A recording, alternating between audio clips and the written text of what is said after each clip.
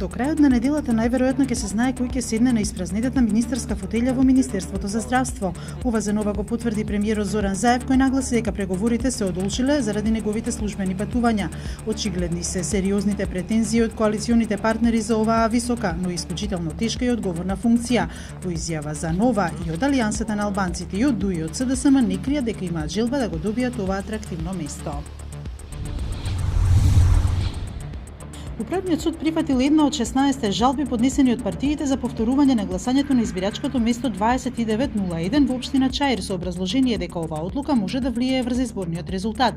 Во вториот круг разликата во Чаир меѓу Висар Ганиу од ДУИ и Зекирија Ибраими од Беса беше 209 гласа, а на избирачкото место 2901 вкупно се запишани 719 избирачи. Нова избирачко место Ибраими го победи Ганиу со 66 гласа. Среда кривичниот суд треба да ја соопшти пресудата за вкупно 7 обвинети во случајот Тврдина 2.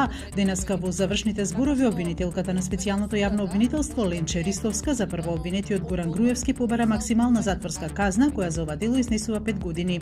За останатите 6 мина обвинети службенички во управата за безбедност и контраразузнавање Ристовска побара алтернативна казна, а тие рекоа дека работеле по налог на Груевски.